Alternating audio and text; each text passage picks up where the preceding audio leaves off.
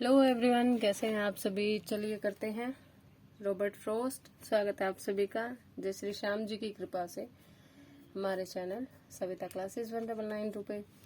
तो Robert Frost जो है 20th सेंचुरी अमेरिकी पोएट है। Born 1873, died 1963, 1874, here I am mistaken, 1874 it is, और डाइड 1963। पुलिट्जर प्राइज मिला है 4 टाइम्स। टाइटल इन्हें पोएट लॉरेट का मिला है। पुलिट्जर प्राइज की जो ये ईयर्स हैं, let me correct, please make me correct if I am wrong. और इनका जो फर्स्ट पोएम कलेक्शन आता है वो आता है अ बॉयज विल 1913 में जो पब्लिश कराया था, और सेकंड आता है नॉर्थ ऑफ बोस्टन 1914 में। इनकी जो बिल्कुल पहली पोएम होती है वो होती है माई बटरफ्लाई एंड एलेजी, वो 1894 में पब्लिश होती है। ठीक है, ये फर्स्ट पोएट थे जो प्रेसिडेंशियल इनॉग्रेशन में बोले थे या जिनको इनवाइट किया गया था। ठीक है, और इन्होंने क्या पढ़ा था, द गिफ्ट आउटराइट, किसके लिए, प्रेसिडेंट जॉन एफ कैनेडी के लिए। और इनके एपिटाफ पे क्या वर्ड्स एनग्रेव्ड है, I had a lover's quarrel with the world, है ना। और ये कहाँ से है, the lesson I take today, the lesson today के नाम से है एक वर्क इनका, वहां से है। तो पोएटिक स्टाइल और फीचर्स की अगर हम बात करें तो कन्वर्सेशनल है, रियलिस्टिक, रूरल और इंट्रोस्पेक्टिव स्टाइल है। यानी इनका जो वर्क होता है इसमें आपको कहीं कोई बहुत ट्रेजिक ड्रामा या उस तरह की चीजें कि भाई सोसाइटी में क्या चल रहा है, वो चीजें ये नहीं दिखाते हैं। ये बहुत ही मतलब एक तरीके से कि जो डेली रूटीन लाइफ है ना, कि हमारे जीवन में क्या चलता है, प्रकृति से हम कैसे रहते हैं, या अगर कोई इवेंट्स हो जाती तो ह्यूमन नेचर कैसे बिहेव करता है ना, साइकोलॉजी को ये बहुत अच्छे से अपने वर्क में ब्लेंड करके दिखाते हैं। तो कन्वर्सेशनल है, बातचीत होती, संवाद दिखाया जाता है। रियलिस्टिक, जो रीडर्स हैं वो उन इवेंट्स को अपने लाइफ से रिलेट कर पाते हैं। Mastery of iambic pentameter, Shakespeare in blank word से ये इंस्पायर हैं और मास्टर्ड हैं ये। ठीक है, अमेरिकन कोलोकियल स्पीच का इन्होंने यूज किया है, और फ्री वर्ड्स को क्रिटिसाइज किया है। इन्होंने फ्री वर्ड्स को बिल्कुल ऐसे कहा है कि फ्री वर्ड्स को पोएटिक वर्क में यूज करना कैसा है, like playing tennis without a net, कि नेट के बिना जब आप टेनिस खेलते हो तो देर इज नो मीनिंग, है ना। तो उसी तरह इन्होंने उसे कहा है। तो थीम्स क्या आपको दिखाई देती हैं, देखो थीम्स जैसे कि फीचर से ही पता चल रहा है कि ह्यूमन एक्सपीरियंस है। तो क्या क्या रिफ्लेक्शंस दिखाई देती हैं, किसके, life, death, choices and responsibilities, भाई आप क्या चूज करते हो, क्या आपके ऊपर जिम्मेदारियां हैं, और बाद में उनका इम्पेक्ट क्या है, क्या प्रभाव पड़ता है ना। जैसे इनएविटेबिलिटी ऑफ मोरालिटी, कि मृत्यु की अनश्वरता को बताते हैं कि मृत्यु होनी ही है, भाई जन्म हुआ है तो डेथ भी होनी है। तो ये उन चीजों को दिखाते हैं। और ऐसा आपको दिखता है आफ्टर एप्पल पिकिंग में और द रोड नॉट टेकन में। जैसे आप मान लो कहीं खड़े हो, वहां से 2 सड़कें जा रही है, तो आपको ऑब्वियस सी बात है एक लेनी पड़ेगी, वहां से तो आप वापिस आ सकते हो, लेकिन लाइफ में ऐसा नहीं होता। बहुत बार आपको डिसीजन मेकिंग करना पड़ता है और आप उसको ट्रेस बैक नहीं कर सकते, उससे आगे ही कुछ और चेंज करना होगा। अगर आपको बदलना है तो आप समय को नहीं मोड़ सकते, है ना। Next is nature and imagination, प्रकृति और कल्पनाशीलता को बहुत ज्यादा यूज करते हैं। ये प्रकृति को क्या मानते हैं कि प्रकृति जो है हमारे लिए सुंदरता का एक सोर्स है, इंस्पिरेशन है, और कंट्रास्टिंग हार्श रियलिटी को स्पिरिचुअल लॉन्गिंग से दिखा देते हैं। ये कि जो बहुत आजकल रियलिटीज हैं, है ना, जो दुख की घड़ियां हैं, या जो बिल्कुल वो बोलते हैं ना कि कड़वा सच है, उसे प्रकृति से रिलेट करके जब हम देखते हैं तो थोड़ा हम कर पाते हैं, ठीक से डील कर पाते हैं। तो ये आपको दिखाई देता है ब्रिजेस और stopping by woods on an evening walk में दिखाई देता है। नेक्स्ट है रिलेशनशिप्स एंड आइडेंटिटी, ये एग्जामिन करते हैं ह्यूमन कनेक्शंस को दिखाते हैं। इमोशनल डिस्टेंसेस, कि भाई क्योंकि देखो मान लो एक कपल है तो सब एक जैसे नहीं होते, कोई मतलब एक ह्यूमन बीइंग ऐसा होता है कि अपनी फीलिंग्स को बिल्कुल हमेशा कि इसको बता देता है उसको, और कुछ इंट्रोवर्ट टाइप के होते हैं, स्टॉइक बोला जाता है उनको, कि जो अपनी फीलिंग्स को एक्सप्रेस नहीं करते, कि चल दुख है तो दुख भी अपने अंदर ही रख लेते हैं ना। तो ये इनको दिखाते हैं थीम्स ऑफ बाउंड्रीज, बाउंड्री की थीम्स को बताया गया है। अब ये अलग अलग लेवल्स पे हो सकता है, जैसे पेट्रियोटिज्म को दिखाते हैं, मैंडिंग वॉल है कि भाई दीवार बनानी चाहिए, सुधार करना चाहिए।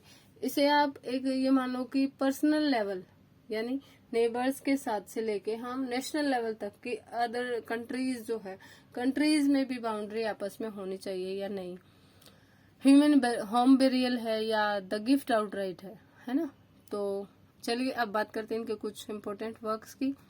आफ्टर एप्पल पिकिंग, ये रिफ्लेक्ट करता है लाइफ के लेबर, मिस्ड अपॉर्चुनिटीज और इनएविटेबिलिटी ऑफ डेथ। इसमें क्या दिखाया जाता है कि हमें बहुत मेहनत करनी पड़ती है लाइफ में, है ना। मिस्ड अपॉर्चुनिटी, कुछ ऐसे मौके होते हैं जो हम जिन पे वो कहते हैं मौके पे चौका मार दो, तो वो हम चूक जाते हैं, मिस्ड अपॉर्चुनिटीज होते हैं। और डेथ तो क्या है, आनी ही है, जन्म हुआ है तो डेथ भी होगी। बिर्चेज में हार्श रियलिटी दिखाता है, care free innocence of youth, कि जो छोटा बच्चा होता है वो अपने बचपन को याद करता है। मतलब जो यूथ होता है, जब बच्चा होता है तो वो सोचता है कि मैं बड़ा हो जाऊं, और जब हम बड़े हो जाते हैं तो हम अपने केयर फ्री उस बचपन को देखते हैं कि वो कितनी दूर हमसे चला गया है ना, और अब वो वापस नहीं आ सकता। मेंडिंग वॉल में क्वेश्चन है कि बाउंड्रीज ह्यूमन रिलेशनशिप्स में लिमिट्स होनी चाहिए, सीमाएं होनी चाहिए या नहीं होनी चाहिए। रोड नोट टेकन, आपको पता ही है कि क्या चॉइसेस हम बनाते हैं उनका फायदा होता है, नुकसान होता है। प्रोज एंड कॉन्स के बारे में ही ये चीज बताती है और उनका क्या प्रभाव पड़ता है ना, हम किस तरह के डिसीजन बनाते हैं और क्या उन पे इफेक्ट होता है हमारी लाइफ पे।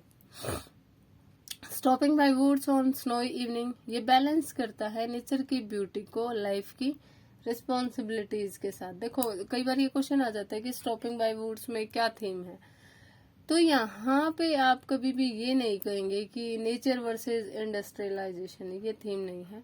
इसमें नेचर की ब्यूटी और एल्योरेंस को दिखाया है, ठीक है।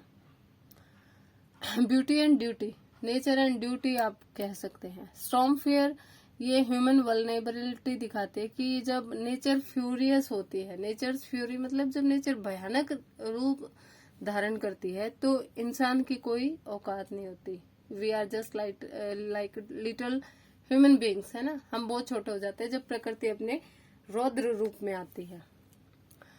The death of the hired man, ये एक पोएटिक उसमें दिखाया है कि कपल होते हैं, कपल का नाम आई एम मिसिंग, एक उन्होंने एक उनका सर्वेंट होता है, वो एक सर्वेंट हायर किया होता है और सर्वेंट को पता होता है कि बस तेरा अंत नजदीक आ गया, तेरी डेथ होने वाली है। और जब वो उनके घर पे आता है स्लेव बन के या सर्वेंट बन के, तो उसकी डेथ हो जाती है। तो ये पोएम उसके बारे में है।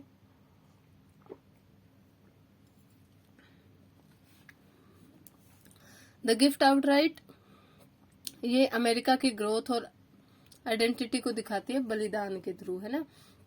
और ये उन्होंने कब पढ़ी थी, जॉन एफ कैनेडी के इनॉग्रेल सेरेमनी में पढ़ी थी, है ना। होम बरियल में जब बात करते हैं तो यहाँ पे ग्रीफ और इमोशनल डिस्टेंस दिखाते हैं ग्रीविंग कपल, ग्रीविंग यानी जो व्यथित कपल है, हस्बैंड एंड वाइफ है, वो व्यथित है, दुखी है। क्यों व्यथित है, क्या दुख है उन्हें, उनके बच्चे की डेथ हो गई और उन्होंने उसे घर में दफना दिया है, तो उसको ये इमोशनल डिस्टेंस दिखाते कि जो वाइफ है वो इस तरह की है कि भाई मैं शेयर करूं अपने दुख को, अपने हस्बैंड से बताऊं और रिएक्ट करूं। और हस्बैंड क्या है, स्ट्राइक टाइप का है, स्ट्राइक नेचर होता है, वो बंदे होते हैं जो कि अपने अंदर ही रखते हैं सारी चीजों को, है ना। Next is my butterfly analogy, ये रिफ्लेक्शन है लॉस और फ्रेजिलिटी ऑफ लाइफ को दिखाता है। अब ये कुछ कोट्स हैं जो कहाँ से हैं, good fences make good neighbours, ये मैंडिंग वॉल से है। And miles to go before I sleep, ये stopping by woods on a snowy evening. और I had a lover's quarrel with the world, ये उनकी एपिटाफ पे है। The land was ours before we were the land's, धरती हमारी थी पहले हम धरती के थे, ये द गिफ्ट आउटराइट से है। स्टॉपिंग वुड्स, है ना, stopping by woods on a snowy evening, ये एक टेंशन दिखाते हैं किसकी, रेस्ट एंड ड्यूटी की।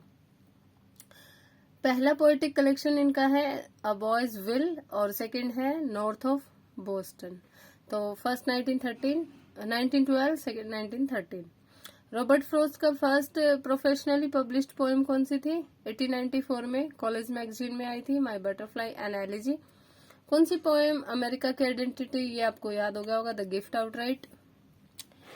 What is the main theme of home burial? Home burial की मेन थीम क्या है? देखो ये है ना इमोशनल डिस्टेंस, तो मैंने पहले ही बताया है, दुख में emotional distance. First Pulitzer prize मिला न्यू हैम्पशायर पोएटिक कलेक्शन के लिए।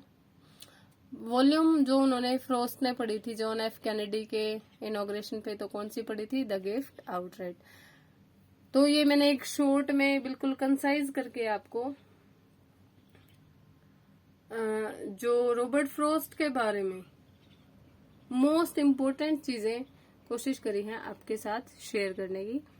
चैनल से जुड़े रहें, सब्सक्राइब करें। सविता क्लासेस 1992। जय Shri Shyam. Thank you for watching.